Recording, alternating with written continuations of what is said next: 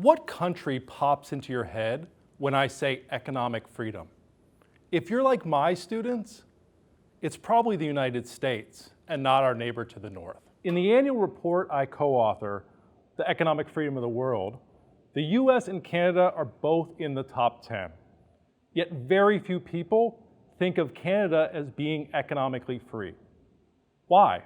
The short answer, people tend to focus on just one policy that fits their perception of the world.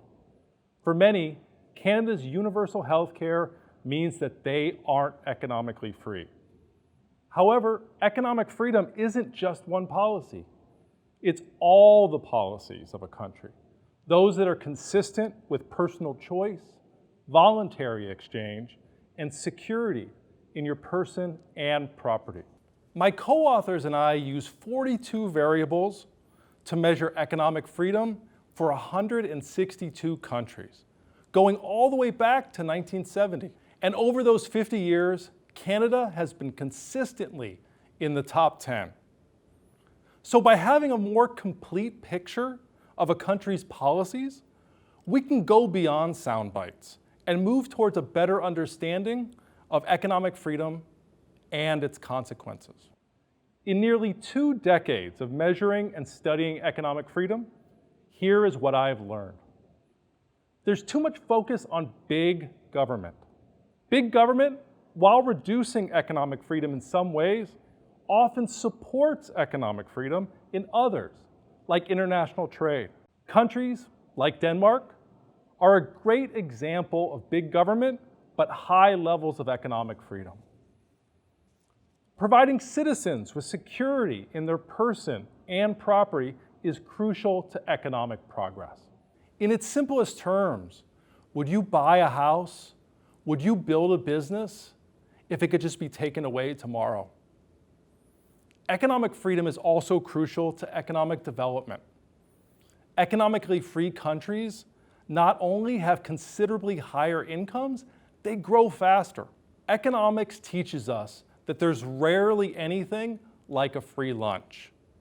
Everything has a cost, be it monetarily or in time. So this begs the question, what's the cost of economic freedom? A co-author and I read hundreds of journal articles that utilize our measure of economic freedom. And here's what we uncovered. Economics, politics, law, sociology, environmental studies, all of these disciplines and more use our global economic freedom rankings. Based on our analysis of these data-driven papers, only 7 show higher economic freedom leading to bad outcomes. That's only 4% of all papers. Our understanding of economic freedom and its benefits and its costs are simple. If we don't want to lose the idea of the American dream, then we must understand that economic freedom seems to be as close to a free lunch as we can get. Letting individuals pursue their dreams without too much interference is crucial to both their progress and societies.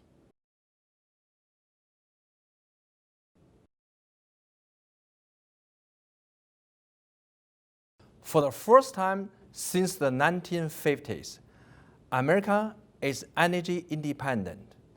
That means that the U.S. energy production in 2019 was more than Americans used. Now, that seems like a huge accomplishment, right? Well, it is. But we can do better. Due to the lack of infrastructure, there is natural gas being produced in regions where it cannot be transported to those who need it most. Let's think about it for a moment.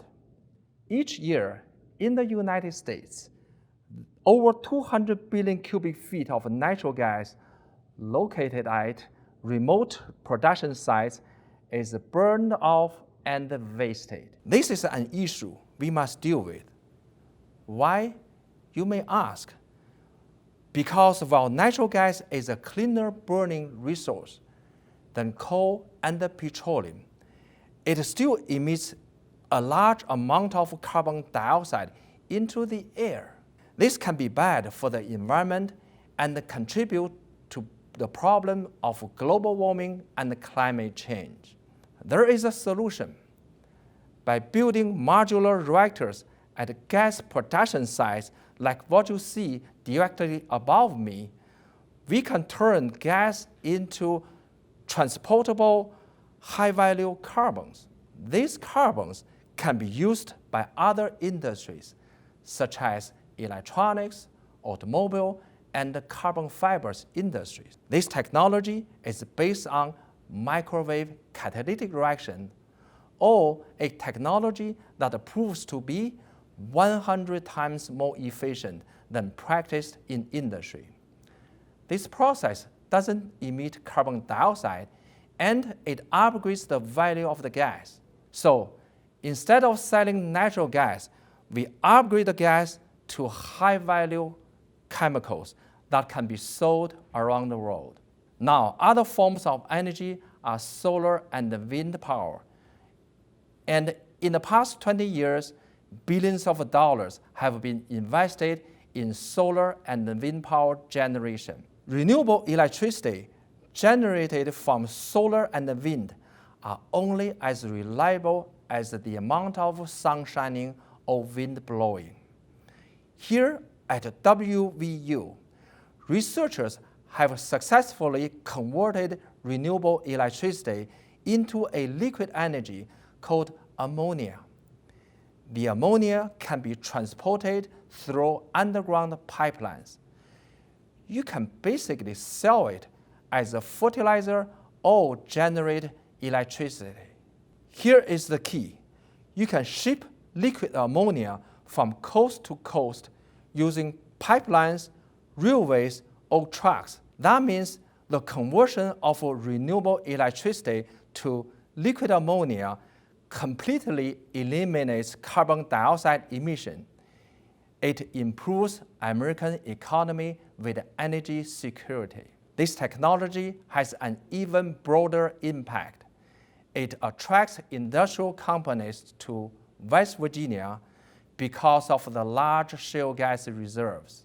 This technology will also create local jobs in the regions. And finally, this modular concept can benefit several industry sectors, including NASA space programs.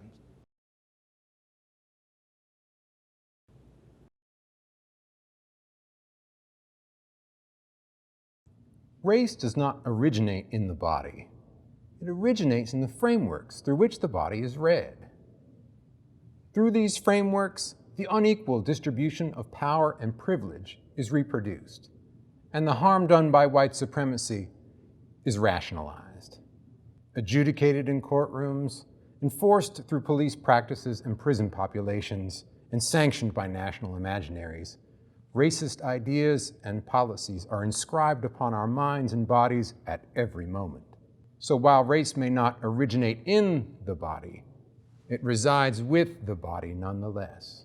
We like to think of time as neutral or inert, a container for the events of our lives that is somehow external to these frameworks and their reiteration. However, this concept of time as extended space is foundational to histories that have, for centuries, made asymmetrical power relations between white and non-white peoples appear natural, inevitable, and permanent. Historians know that the way we talk about the past changes the way we understand the present and look toward the future. But history is frequently presented to us not as a complex process, but as a linear and progressive movement, a construct formalized in countless textbooks by the timeline. In linear histories, time is just the context for the unfolding of determination, a view that makes past injustices seem necessary for future progress, as once possible futures are pruned away.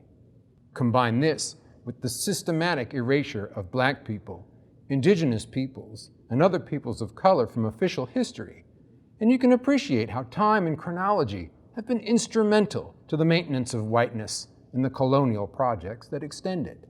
Throughout his fiction, photography, and criticism, author Ralph Ellison doesn't just show how whiteness inheres in and is promoted by linear history. He undermines the temporality upon which linear history depends. For this, he turns to philosopher Henri Bergson and his theory of duration. To Bergson, the present is not a discrete empty frame, but a threshold of pure becoming, a horizon where the past gnaws into the future. The past thus coexists with the present, conditioning every moment, yet determining no particular future. Ellison reduces durational temporality to form as an antidote to the empty time of linear history.